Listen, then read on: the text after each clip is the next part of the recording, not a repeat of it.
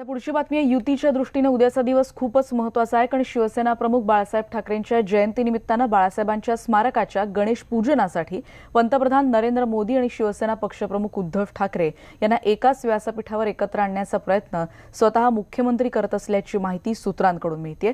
23 तारखेला म्हणजे उद्या शिवाजी पार्कमधल्या महापौर बंगल्यावरच्या स्मारकाच्या जागेचं गणेश पूजन होणार आहे आणि यासाठी स्वतः पंतप्रधान नरेंद्र मोदी मुंबईत येणार असल्याची माहिती सूत्रांकडून मिळते आहे। पुढची बातमी आपण बघणार आहोत। ईव्हीएम मध्ये हॅकिंगचे आरोप निवडणूक आयोगाने फेटाळून लावलेले आहेत। भारतातले ईव्हीएम्स पूर्णपणे सुरक्षित आहेत असा दावा आयोगाने केलाय।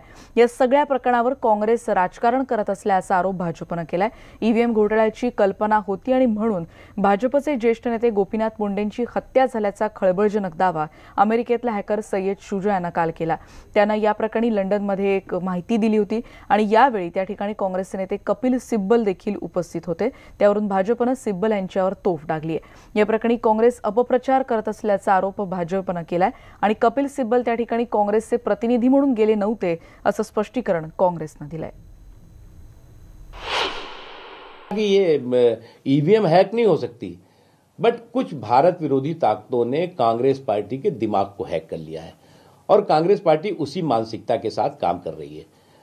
अगर उन्हें लगता है कि ईवीएम में कोई कमी है तो बार बार चुनाव आयोग ने ईवीएम की विश्वसनीयता और ईवीएम को हैक किया जा सकता है इस बात के प्रमाण मांगे, और कभी भी वो चुनाव आयोग इस बारे में पहुंचे नहीं। कभी चुनाव आयोग में उस कोई प्रमाण नहीं दिया, कभी चुनाव आयोग को ये नहीं बताया कि साहब ईवीएम कैसे हैक हो सकती है।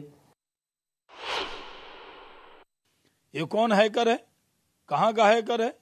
चुनाव आयोग ने जब एक बार कहा कि अगर किसी को भी हैक करने पर महारत है तो आके हैक करके दिखाए, और पूरी तरह से चुनाव आयोग ने यह खारिज किया है कि ईवीएम हैक नहीं हो सकती।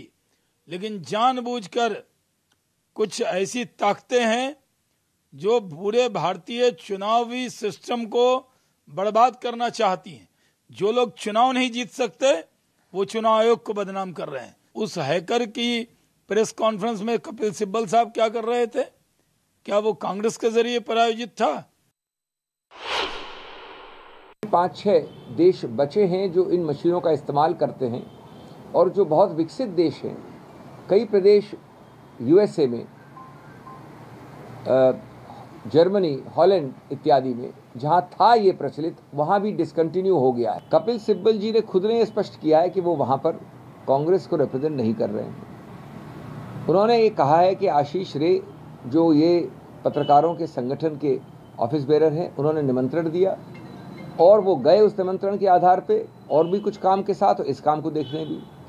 इसका मतलब ये नहीं होता कि वो कांग्रेस को रिप्रेजेंट कर रहे हैं। जो इंटरनॅशनल हॅकर सज्जाद सय्यद नावाच्या व्यक्तीने अमेरिकेतून प्रेस कॉन्फरन्स घेऊन ही माहिती दिली की भारतातल्या ईव्हीएम मशीन हॅक होऊ शकतात, हॅक झालेल्या आहेत, आणि त्याच्यानंतर याची माहिती स्वर्गीय मुंडे साहेबांना होती आणि त्या माहितीमुळेच स्वर्गीय मुंडे साहेबांचा घातपात नसून तो घात झालेला आहे हे पुन्हा एकदा या अगोदरही काही लोकांनी संशय व्यक्त केला। आणि खरंच अपघातानंतर स्वर्गीय मुंडे साहेबांवरती प्रेम करणाऱ्या प्रत्येक माणसाला या ठिकाणी त्याची भावना होती, आमच्यासहित सर्वांची। आणि निवडणुकीच्या तोंडावर विरोधकांनी हे कटकारस्थान केलंय असा दावा गोपीनाथ मुंडे यांचे एकेकाळचे निकटवर्तीय माजी आमदार विजयराव गव्हाणे यांनी केलाय। खळबळजनक आरोप जो आहे तो समोर आलेला आहे। गोपीनाथ मुंडे यांची हत्या करण्यात आल्याचं बोललं जात आहे। काय वाटतंय तुम्हाला?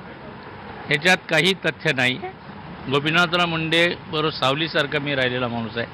त्यांच्या विचाराशी, त्यांच्या भावनाशी, त्यांच्या सगळ्या गोष्टींची बरोबर राहिलेले। त्यांच्या तब्येतीची आम्ही काळजी घ्यायचं, सातत्याने त्यांच्यावर राजकीयदृष्ट्या आम्ही प्रवास केलेली माणसं आहोत, आणि त्यांच्या मनामध्ये या पद्धतीच्या भावना त्यांच्या कधी कुठेतरी बोलूनही दाखवलेल्या आम्हाला आठवत नाही। आणि मुळामध्ये गोपीनाथराव मुंडेंची हत्या झाली हा राजकीय स्टंट त्याच वेळेस झालेला आहे। गोपीनाथराव मुंडेंना मानणाऱ्या समाजाची माथे भडकवायचा धंदा हा राजकीय धंदा स्टंट सुरू आहे। याच्यामध्ये दुसरं काही नाही, केवळ निवडणुकीच्या तोंडावर एक अस्त्र वापरण्याच्या दृष्टीनं हे वापरले गेलेले आहे। गोपीनाथराव मुंडेंच्या आदेशाचं ओबीसी समाजाने पालन करून भाजपला निवडून दिले। आता तोच खेळ पुन्हा नव्याने या निवडीच्या तोंडावर काढण्याचं हे विरोधकांचं कटकारस्थान आहे। यामध्ये भाजप द्वेष्टी अशी माणसं आहेत आणि त्यांनी हे सगळ्यांनी केलेलं कारस्थान आहे। म्हणून अत्यंत लोकशाहीमध्ये अत्यंत वाईट प्रथा पाडण्याचा कार्यक्रम हे विरोधक करत आहे। नक्कीच ज्या पद्धतीने आपण बघतोय की विजयराव गव्हाणे जे मागच्या 15 वर्ष जे आहेत ते गोपीनाथ मुंडे यांच्या बरोबर होते, परंतु त्यांचं असं म्हणणं आहे की निवडणुकीच्या तोंडावर विरोधकांनी केलेलं हे कटकारस्थान आहे। प्राजक्ता पोळ, न्यूज 18 लोकमत, मुंबई। आणि लंडनमध्ये सय्यद शुजा यांनी ज्या पद्धतीनं ईव्हीएम घोटाळ्याचा खळबळजनक दावा केला तेव्हा काँग्रेसचे नेते कपिल सिब्बल तिथे उपस्थित होते आणि त्यानंतर सिब्बल यांना या प्रकरणावर मीडियानं प्रश्न विचारण्याचा प्रयत्न केला, पण त्यावेळी त्यांनी उत्तर द्यायचं टाळलेलं आहे। या सगळ्याबद्दल निवडणूक आयोगानं नेमकं काय म्हटलंय ते देखील आपण जाणून घेणार आहोत। भारतातील ईव्हीएम अतिशय सुरक्षित आहेत, ईव्हीएमशी छेडछाड करणं अशक्य आहे, अचूकतेचे सर्व निकष हे ईव्हीएम पूर्ण करतं।